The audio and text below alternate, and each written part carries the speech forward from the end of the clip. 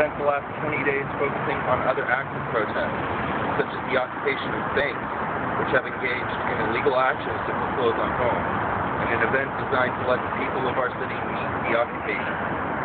But we have always held that having an active occupation was central to our protest. Such a space, like the one we held for nearly a month and a half, provides a central location to focus our efforts, to work with each other, to engage the public. Without such a space, we cannot easily coordinate our efforts or connect with the rest of the 99%. Having a space is part of our protest. It is part of our free speech, and it is critical to accomplishing the goals of this movement. We have had a while to plan for this occupation. The first time we occupied a park, we had never done this before. We learned a great deal as time went on. We are applying many of the things we learned to this particular encampment. We will be presenting the city today with the sustainability statement, which provides a general outline for some of the things we have thought about for this occupation. Among them is that at this time, we do not plan on occupying any particular park for more than 2 weeks. This is to ensure that we engage different parts of the city, that we do not spend indefinite periods in parks that are not designed to be used in that way. We will also be erecting our major facilities, such as the kitchen and info booths, on paved areas where possible. The night we were evicted, we had as many as 5,000 people who came down to support us. Some said they were there for a spectacle, but many stayed long into the night, and it was clear that the crowd was there in support of Occupy first and to observe second. We hope to see these same people out tomorrow. We will be holding a re-Occupest to welcome our new occupation. This will begin with an open forum at 2 p.m. at the Salmon Springs Mountain in Waterfront Park, and at 3 p.m. we will march to the occupied location for a potluck, live music, and movies highlighting the core messages of Occupy. We want to invite everyone down to this event. It will be a fun and festive event, and a chance for everyone to reconnect with our dedicated occupiers who have been continually refining our protest. Please join us at 2 p.m. here at Salmon Springs Mountain. Problems have not disappeared, and neither have we. Where are you going to occupy?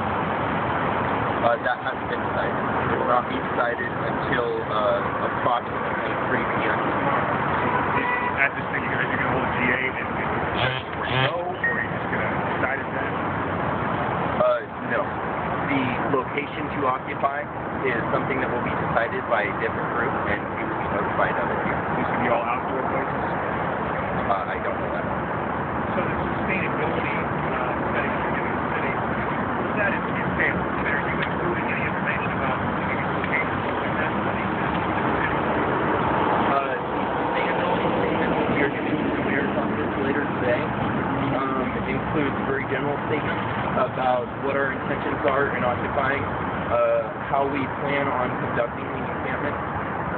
It does not include any specifics about location or about particular organizational structures or anything like that. And why not?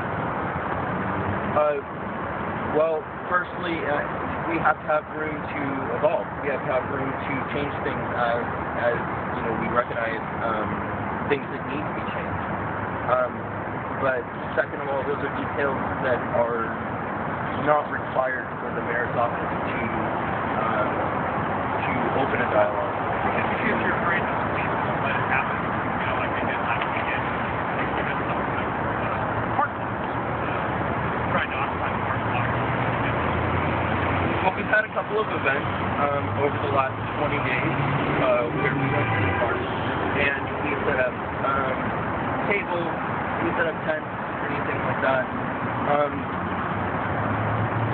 All of those were events that were a little bit more spur of the moment or planned by individuals and things like that.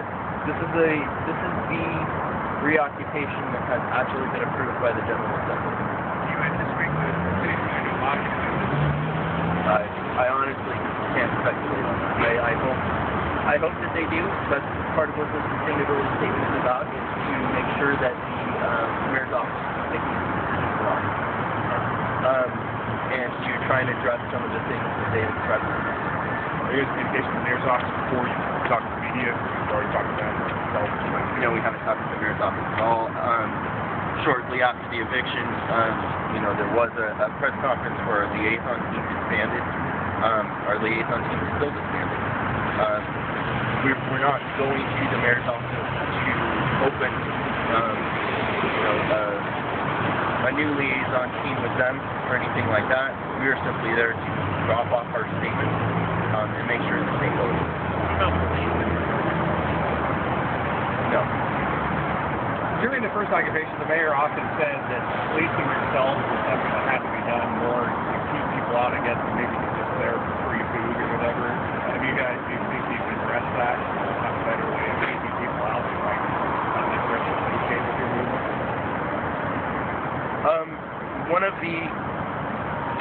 One of the things that we are employing as part of the sustainability statement actually is a kind of a different approach to security within the encampment. We don't have plans at this time on how to exclude people from public places.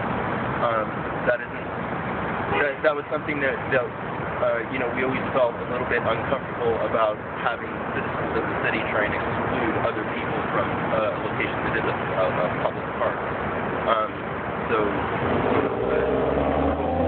When that happened,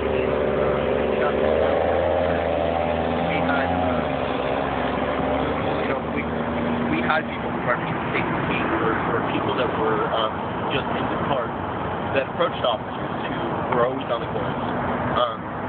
To point out crimes that they had just witnessed or things of that nature. And the police at that point told us that it wasn't their job to stop those things.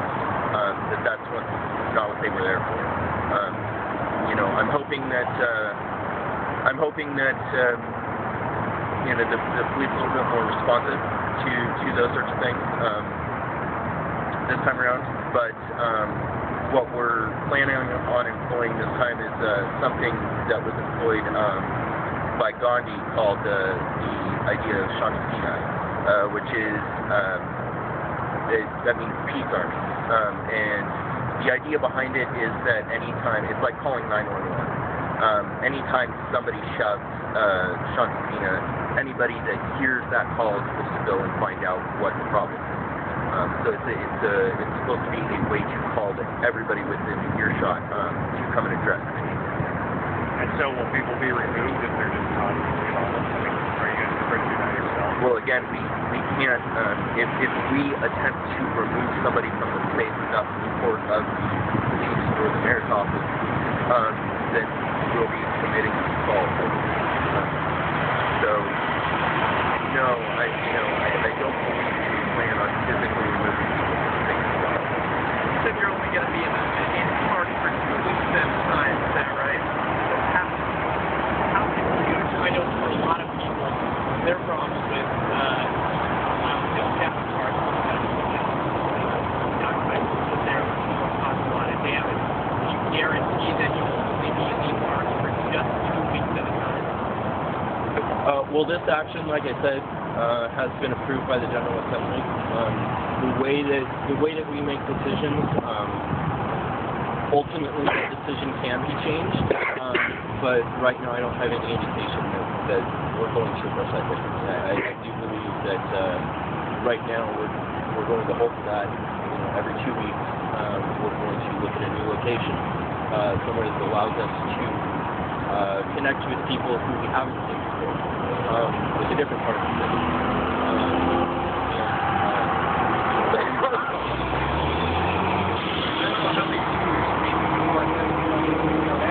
How organized are you right now? Can you be more specific? How many people are involved in this? How many people help you make this plan? Well, I actually wasn't personally very involved in the making. I attended some of the planning meetings for it, but I attended it as somebody who was part of the PR committee, somebody who would have to speak to the media about it, who would have to explain what's going on. There are several dozen people that were involved in the actual planning of this event, the execution of it.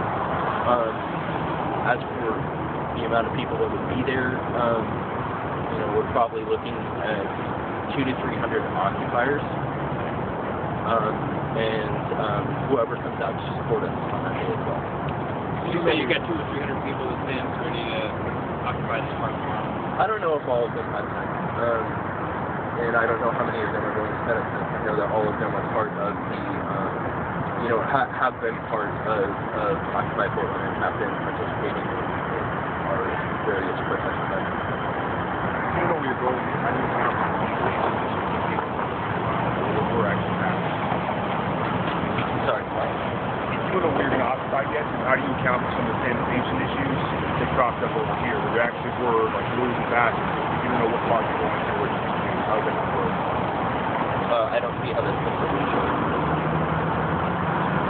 To be honest, I don't see how, a public space is a public space. The concerns are and the logistics are the same, no matter where you're going to occupy. Maybe some of the facilities to address some of those concerns are a little bit different, but those are the sorts of things you don't really. Those are the sorts of things that can be much more easily addressed. Bringing in border documents. Sure, there are many people who see this as accomplishing campus that don't see the broader accomplishments of the movement. So I'd ask at this point, what are you accomplishing? Well, when we had our camp for approximately a month and a half at Chapman and Lansdale, we had thousands of people that came by, and they weren't always involved in every action. They weren't involved in all of our committees. They were coming by just to talk, just to see what was going on, to figure out what can I do from home, that sort of thing.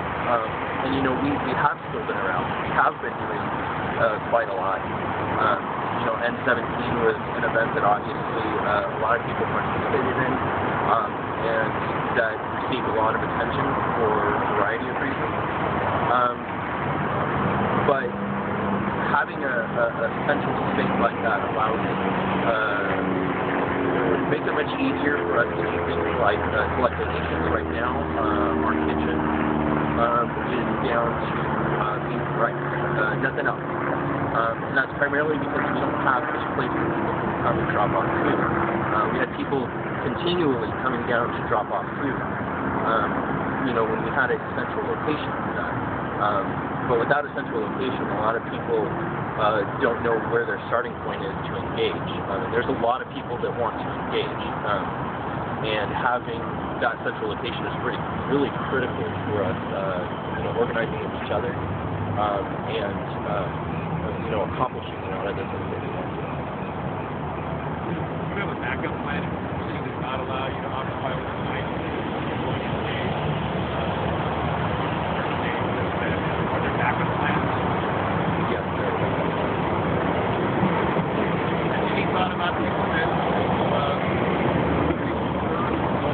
that is factoring in all of your plans and the state of not perhaps the extent to which the city decides to, deploy the police department is something that's up to the city. That's something that we have very little control over. Before Thanksgiving, the weekend before Thanksgiving, we held 2 marches. Both those marches did not have a police presence, and that happened because we had the sergeant that was on duty at the time come and meet with us and speak briefly about what it was we were planning on doing, how we were planning on doing it, and then basically said, "Do you guys think you can do it yourselves?" We said yes. And those events both worked out well. They were just as peaceful as the events that had hundreds of police officers at them. They, didn't disrupt traffic either. I'm really hoping he takes a measured response that really considers the concerns of the taxpayers, because that is their job. That is not our job. As far as the costs to things like restoring the park, the Parks Department has gone into a lot of the costs for restoring Chapman and Lansdale Square. But a lot of those costs are things that are not damage related. It's more like renovation. the Parks Department took this as an opportunity to make those spaces a lot nicer than they were, which I think is kind of nice. But that isn't due to our occupation, and that isn't related to damage that we caused. Our sustainability statement does go into a few are planning on doing to minimize any damage that might be caused to the area. So yes, in a way, you know, we are trying to ensure that all of that is minimized, but in the end, you know, this is a protest, and our plan is to protest. From a strategic standpoint, why announce it at all? Why not just go in somewhere, not giving prior notice? Well, mostly because you know, we are interested in engaging the public. We're interested in having people down there. You know, I'm part of the public. You know, I wanna be down there and have the opportunity for people who want to see, you know, for people who have these questions. Why are you guys reoccupying? Well, I want people to know that they can come down and they can ask that question. Where we're going to be, what we're going to be doing, what time it is. You know, those are things that by announcing it, we let anybody who has those kinds of concerns or would like to participate to do so. I'm not sure why you'll be in there for 2 weeks and leaving on, if you can explain that, but I want to make that part of this question, which is, after 2 weeks, what's your big goal? What do you hope to have accomplished at the end of the 2 weeks you'll be at this first location? Action items, things to check off. As you look back, and looking ahead, as you look back, what will you have accomplished within those first 2 weeks? Well, realistically speaking, in these first 2 weeks, our hopefully our greatest accomplishment will be showing that we can, you know, create a occupation as an active protest that the city can allow to continue. You know, and then to show that we can do that in a way where the city doesn't have any objections left to void. You know, no evictable objection. And you know, at the end of 2 weeks, we get to the end of 2 weeks.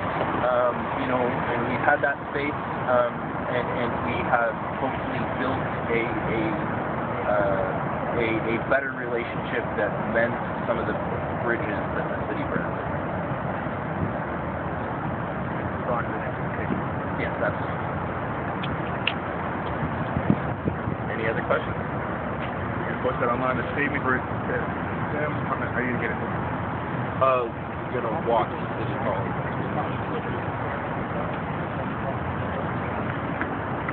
But for all the hundreds of thousands of people that you expect, and they're going to drive here, where do they drive to and where do they park? And then do they go to another park somewhere? For anybody who wants to come out, for anybody who wants to support and attend this new occupation, the action is to come here and meet at the Salmon Springs Mountain. From the Salmon Springs Mountain, we will hold a march to the new occupation. A lot of people who call themselves a part of the 99% are frustrated with the occupation of parks, and they feel like doing damage to the parks is not helping the cause, things like that happen. Yeah. Do you think that this is just more of the same of what you guys were doing in Chapman and Lansdale Park, or because it kind of sounds like more of the same? It doesn't sound like another park of Well, you know, excuse me. A lot of the people who hold that opinion are people who haven't come out and actually witnessed anything for themselves. You know, I personally encountered a lot of people who came down to the camp and had objections or had concerns, and a lot of those concerns are really addressed by simply coming down and making it for yourself and you know, asking people who are there, because they are the people who can answer those questions. I feel like yes, this will in many ways be different from what we were doing, but different in ways that make it more sustainable, different in ways that make it easier logistically. All of the reasons that this is important are still the same. Like I was saying, central location is critical to the act of freedom of assembly, and our ability to be there is something that that can't be substituted in any way. So again, at 2 p.m. you guys are going to figure it out here. Where are you going to go? At 2 p.m. we're going to have an open forum here. The open forum will not go into where the location is. At 3 p.m. We will notify the crowd that we are marching, and then we will lead the march into the location. So, I'm sorry, did you already know where it's going to be? No. When's that decision? That decision is going to be made tomorrow. At 2 or before 2, when? A little bit after 2. Okay, and who's making that decision? The people making that decision are the people who are going to set up all of the facilities. That's Ledoux Council, or who are the actual? I mean, like their names? Well, no, just, I mean, who are they? Because this whole thing has been consensus. Yeah. Voting, so it's not going to be the consensus. So the consensus that was reached was that this was an action everybody wanted to take, and that they were entrusting the people who were planning it originally to execute it. How many people are on that planning? I mean, there'll probably be about 2 dozen or so people that are actually setting up the facility. And they'll be meeting someplace other than this to make that decision after 2 before and 3 p.m. Yes. Was that the first one only, or was it all the subsequent places that you have subsequent camps decided by this group? Or was it the entire place? No, we will. I mean, decisions about subsequent locations will be made at this time. Were they saying that they didn't want to do something? How were they doing? This group of people. I mean, they're not. I mean, they're not like a tight and closed off group of people. These are just the people who have decided that they want to physically do something about it. Pretty much everybody who wanted to do that is part of this group. It's just a group of people who are doing it. Anything else we didn't ask you wanted to throw out there? No, you covered quite a bit. All right. Sorry for being late. Yeah. Would we get that statement, by the way? You guys live in the mayor's office? Sustainability statement? Yeah, I'll go ahead and that will be sent out from our press email. Okay. Are you still using your Twitter account? What's that? Are you still using your Twitter account? Yeah. Will there be a link to one here? There will be a link on the website. Okay, great. Thank you. I wish I'd have known. I brought my video camera. I'll do that now.